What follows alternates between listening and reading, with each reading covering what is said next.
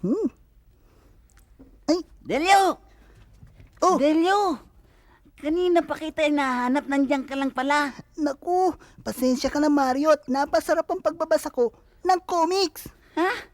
Di ba sabi mo maglalaro tayo ng bangka-bangkaan?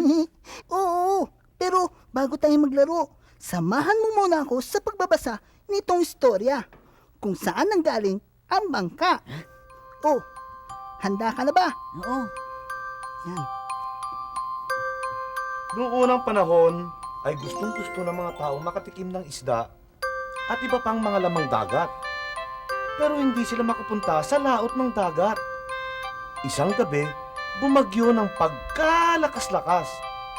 Natangay ang mga kagamitan ni na Abe, Saret at Binggoy. Kinabukasan, nakita nilang naglulutangan ng kanilang mga gamit sa dagat. Aba, Sabi ni Binggoy. lumulutang pala ang mga bagay sa dagat. Oo nga! Sabi ni Abe. Tignan mo ang mga kahoy natin, naglutangan lahat. Si Saret, ang pinakamatalino sa tatlo, ay may naisip na isang magandang ideya. Bakit hindi natin sakyan ng kahoy para makarating tayo sa gitna ng dagat? Sabi ni Binggoy. Oo nga, sakyan natin ang mga ito para makarating tayo sa malayong parte ng dagat. Kaya isa-isa silang gumawa ng paraan. Si Binggoy na takot sa tubig ang naunang sumakay. Yay! Nakakalutang na ako sa dagat! Yay! Tuwang-tuwa ang tatlo. Mula noon, nakakuha na sila ng mga isda at lamang dagat. May naisip na naman si Saret na isang magandang ideya. Ang sabi niya, dagdagan pa natin itong mga kahoy na ito para lumapad. At nang makasakay tayong lahat ng sabay-sabay. At yun nga ang kanilang ginawa. Isang araw habang naglalaro sila sa ibabaw ng kahoy na nakalutang sa dagat, ay may napansin na naman si Saret. Ang sabi ni Saret, Abe, anong napapansin mo sa kahoy pag nakasakay tayong tatlo? Ah, alam ko na!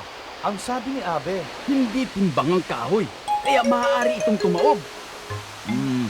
Ano kaya kung lagyan ko ng suporta itong nakalutang na kahoy para mas maging timbang at mas matatag? sinubukan nga niya ito at nagtagumpay siya. At tinawag itong kapig. Nakita ni Saret sina Abe at Binggoy na masayang naglalaro.